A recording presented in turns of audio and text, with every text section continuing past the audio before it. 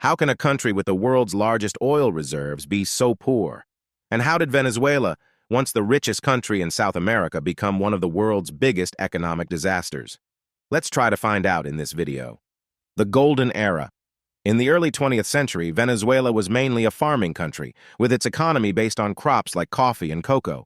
This changed a lot with the discovery of oil. In 1922, a well in the Maracaibo Basin erupted, spilling oil and starting Venezuela's transformation into a big oil producer. This discovery attracted a lot of foreign investment and led to quick growth in industry and cities, completely changing the country's economy. The 1920s and 1930s saw Venezuela's oil production skyrocketing, positioning it as the world's third largest oil producer by the 1940s. The influx of oil revenue facilitated significant infrastructure development, including roads, schools, and hospitals, and helped establish Venezuela as one of the wealthiest nations in Latin America. Venezuela's entry into the global oil market was further solidified with its role as a founding member of the Organization of the Petroleum Exporting Countries, OPEC, in 1960. This allowed Venezuela to have a voice in the regulation of oil prices globally, reinforcing its economic influence. The establishment of PDVSA, Petróleos de Venezuela, S.A., in 1976 marked the nationalization of the oil industry, consolidating state control over oil resources and revenues. During this golden era, oil wealth brought prosperity to many Venezuelans. The government invested heavily in social programs, infrastructure, and public services, elevating the standard of living and fostering a sense of economic security and progress. Economic prosperity. The mid-20th century oil boom catapulted Venezuela into rapid economic growth. By the 1950s and 60s, it had one of the fastest-growing economies in Latin America, with GDP per person rivaling European countries, thanks to its booming oil industry. This era transformed Venezuelan society. Literacy rates soared from around 50% to over 80% by the 1970s as the government invested heavily in education.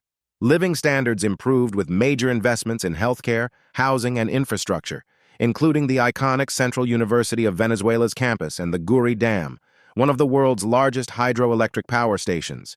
Social programs funded by oil wealth reduced poverty and improved quality of life with subsidized housing and free healthcare. However, heavy reliance on oil made Venezuela vulnerable to global price fluctuations, setting the stage for future economic challenges. Economic policies and dependence on oil. While oil brought great wealth and development to Venezuela, it also created a heavy dependence that began to skew the economy. By the late 20th century, oil revenues accounted for over 90% of the country's exports and a significant portion of the government's income. This reliance on a single commodity made the economy vulnerable to fluctuations in global oil prices, a phenomenon known as the resource curse. When oil prices were high, the economy boomed. But during downturns, the lack of economic diversification left Venezuela exposed to severe financial instability. The government's focus on oil money led to the neglect of other important sectors like farming and manufacturing, which once were key parts of the economy. Investments and workers moved to the oil industry. This lack of diversification created long-term risks. Political instability. The economic vulnerabilities stemming from oil dependence were compounded by political instability. Key political figures, such as Carlos Andrés Pérez, played crucial roles during this period. Pérez, who served as president from 1974 to 1979 and again from 1989 to 1993, implemented a mix of populist and neoliberal economic policies that had lasting impacts on the country. During his first term, Pérez nationalized the oil industry, creating PDVSA, and used oil revenues to fund expansive social programs and infrastructure projects. However, his second term was marked by economic crisis and social unrest. In response to falling oil prices and mounting debt, Pérez adopted austerity measures recommended by the International Monetary Fund, IMF, including cuts to public spending and the removal of subsidies. These measures led to widespread discontent and sparked the deadly riots known as the Caracazo in 1989, which exposed deep-seated frustrations and inequalities within Venezuelan society.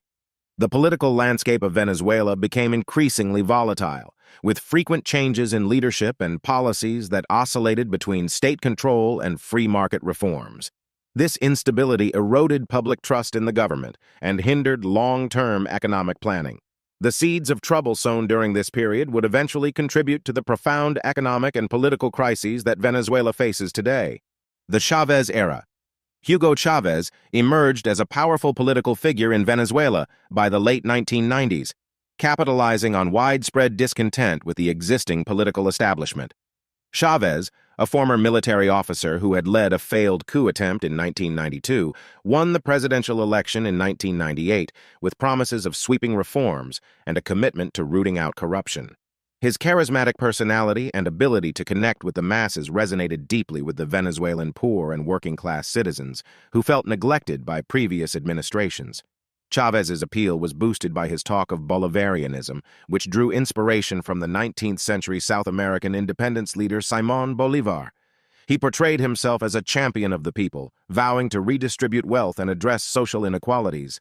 This message resonated particularly well in a country that had been plagued by economic disparities and political instability.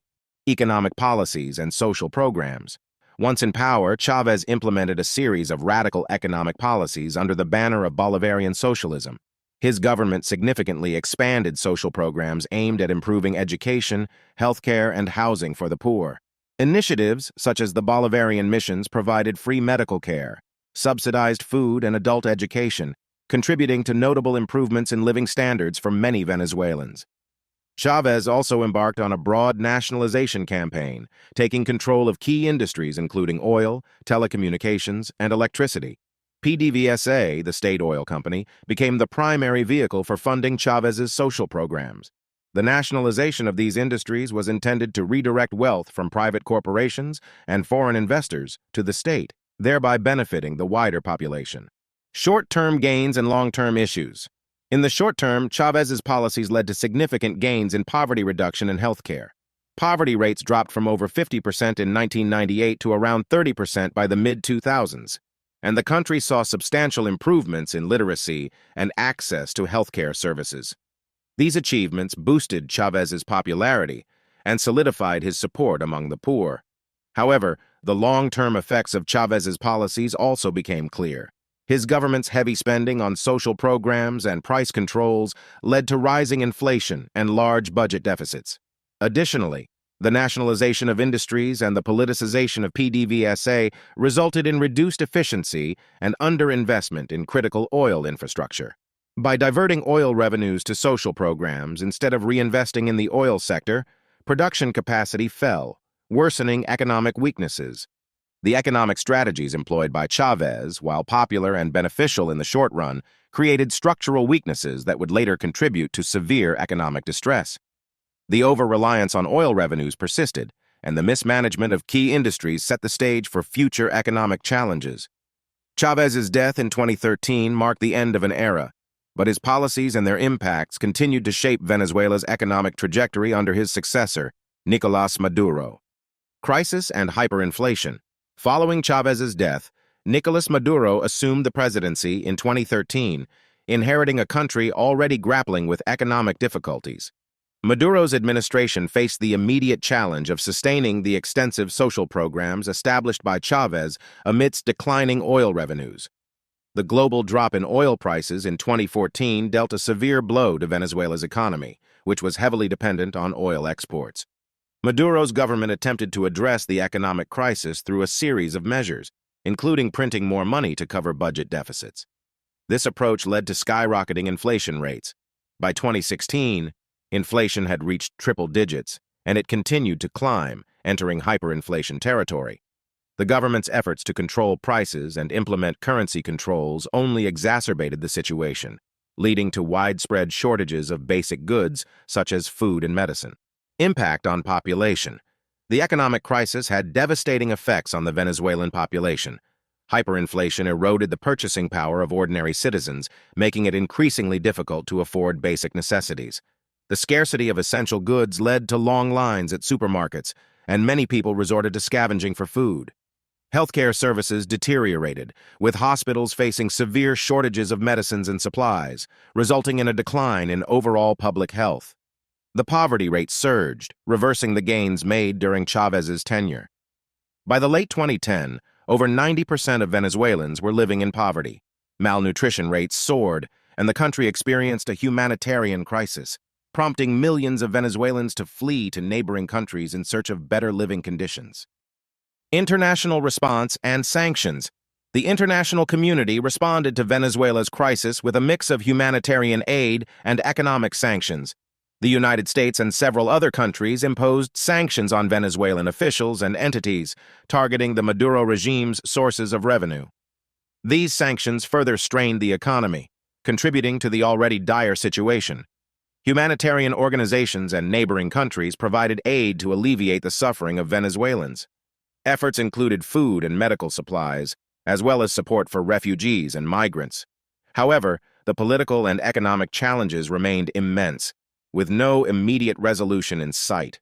The combination of economic mismanagement, hyperinflation, and international sanctions created a complex and severe crisis that left Venezuela in a state of profound turmoil. The situation underscored the consequences of long-term policy decisions and the vulnerabilities of an economy overly reliant on a single resource: the future of Venezuela. As of now, Venezuela continues to grapple with its economic crisis. The country's GDP has contracted significantly, and inflation remains a persistent problem, although it has moderated somewhat from the peak hyperinflation levels. The government has made some attempts at economic reforms, including efforts to stabilize the currency and attract foreign investment, but these measures have had limited success. Efforts to rebuild Venezuela's economy involve addressing the underlying structural issues, such as diversifying the economy away from its heavy reliance on oil. There is a need to revitalize the private sector, improve governance, and restore investor confidence. International assistance and cooperation will also play a crucial role in the recovery process. Challenges ahead. Venezuela faces significant challenges on its path to recovery. Political instability remains a major hurdle, with ongoing tensions between the government and opposition forces. The country's infrastructure is in dire need of repair, and rebuilding key sectors such as healthcare and education will require substantial investment. Social cohesion and public trust in institutions need to be restored for any meaningful progress to occur. Addressing corruption and improving transparency are essential steps in rebuilding the nation. The international community's role in supporting Venezuela through humanitarian aid and diplomatic efforts will be critical in fostering a stable and prosperous future. Conclusion. Venezuela's economic history is a testament to the complexities and challenges of managing a resource-rich economy. From the heights of prosperity during the oil boom to the depths of crisis in recent years, the nation's journey offers valuable lessons in economic management, governance, and the importance of diversification. As Venezuela navigates its way through the current crisis, the resilience and determination of its people remain a beacon of hope. The road to recovery will be long and arduous, but with concerted efforts and support, there is potential for a brighter future. Thank you for watching. If you found this video informative, please like, share, and subscribe to our channel for more in-depth explorations.